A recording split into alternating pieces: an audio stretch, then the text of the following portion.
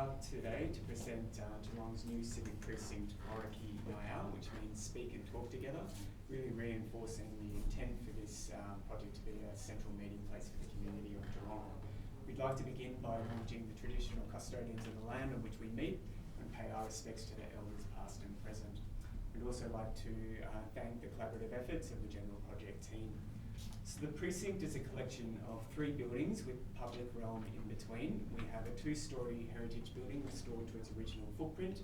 We have the 6-storey Wurriki Nyal Council office building, and then we have a 12-storey commercial office tower that frames the precinct and addresses some larger neighbouring developments to the north. The site is located in central Geelong, stitching the main train station with the northern waterfront precinct, the eastern CBD shopping precinct, and this southern arts precinct. The site has an awkward geometry both in plan and in section, with the original competition site being 137 to 149 and the developer purchasing 4, 6 and 8 to open the site up to the north, and 151 to increase the public land offering.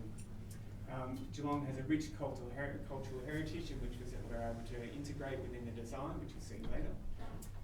5 key principles that define this project: create a new civic space for Geelong, amalgamate 7 council offices into 1 workplace for 900 staff, employ best practice sustainability befitting of Australia's only UNESCO City of Design, integrate Aboriginal art and culture, and invest in the new mass timber industry.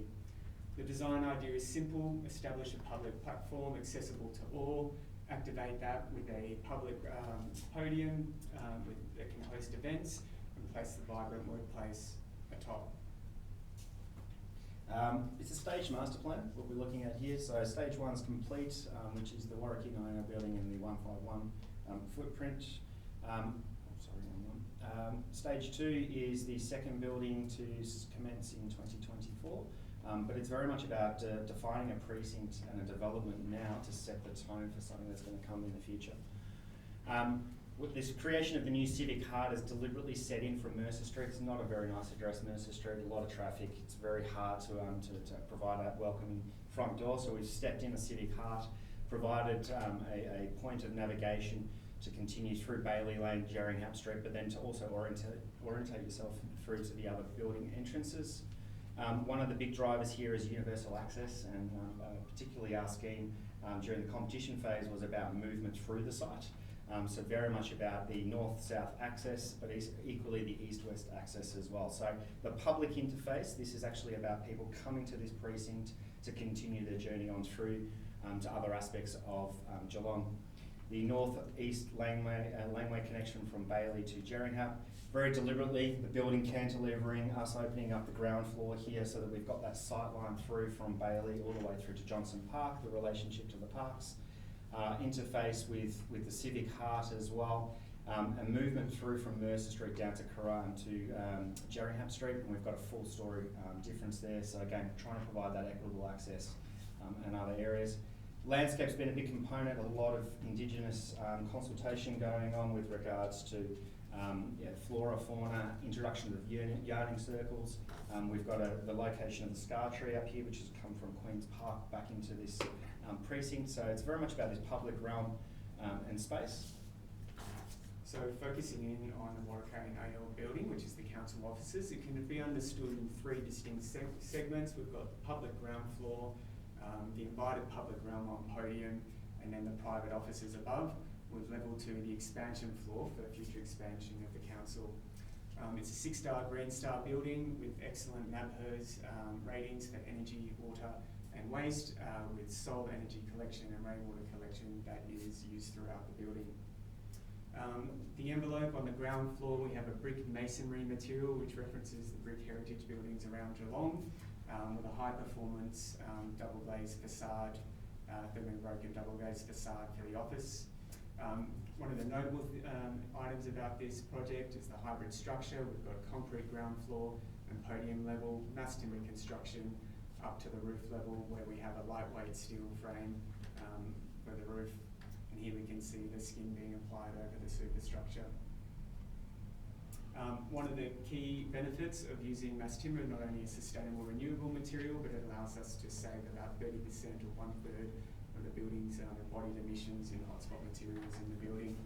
And the large designed flat roof area allows for a 140 kilowatt solar panel array, which provides about 25% of the building's electricity usage. So walking around the building, we have multiple frontages and entries. We've got the southeast Mercer Street entry. On the west facade, we have the shade fins with perforated Aboriginal artwork. And then we've got the Jerringham Street connection, which leads to our Civic Heart and to the main entry of Wurriki Nyal. As we step inside this building, we continue our Indigenous theme in a very subtle way. So referencing each of the floors through a defined colour palette, the lower ground floors representing water as we move up, earth, mountain and sky, something that we worked through with Wadawurrung about how to represent this in a very soft and subtle way, but the ability to actually understand where you are on the floor in relation to country. This might sound pretty trivial in Melbourne CBD, but the fact is that no one really has end-of-trip facilities in Geelong, so this was a big push for them. It took a lot of convincing for staff saying we're not going to provide you with car parks, we're going to encourage you to ride bikes and walk and everything else, so it was an interesting process. The public realm for us was a very big draw card on the ground floor. This connection east-west, this is the customer service interface, so this is actually where people come to do their day-to-day business, pay bills, ask questions, have an interface with council with regards to town planning and other aspects. The atrium space, it's supposed to be a warm, welcome, 6-storey atrium with a double height podium void there. That relationship from ground to this invited public realm on the podium was important. And we really started to draw in from the legacy buildings around the campus, so the Deakin Waterfront Wall Stores campus, Denny LaSalle's, the integration of brick that goes from external to internal, the double height space, the structure on display, very honest in its expression, simplistic, it's not pretentious, it's very robust in its workings. Some of the ground floor customer service interface, again, the traditional over-the-counter service, but actually it's all about these little mingling spaces. So people coming from the town planning department to meet, to go and talk about town planning plans or service infrastructure issues. This is also the front door to 900 staff, so this is actually the thoroughfare of where people are coming in up to the commercial floors. And then as we go into this invited public realm, this is a bit of a mix between staff in the office buildings on levels 1 to 4 coming down to be able to work. It's a workspace. At the same time, it's where council can come and meet and hold community gathering spaces. Start some of those diagrams there. But the relationship between ground and podium was very important. And then as we move up through the building, this is what was defined as a very safe space for council. The interaction with public and councillors can be a little bit touchy. So there was very much a brief about the idea of separation between public and private realm. We've got a side core located to minimise impact on the western facade there, trying to maximise our natural light. Starting sort of late, I guess what we called verandas, so activating these this southern facade and the relationship to Johnson Park was a big thing, with these hubs that are then contained internally. That relationship to this tree canopy, I think, is a lovely thing.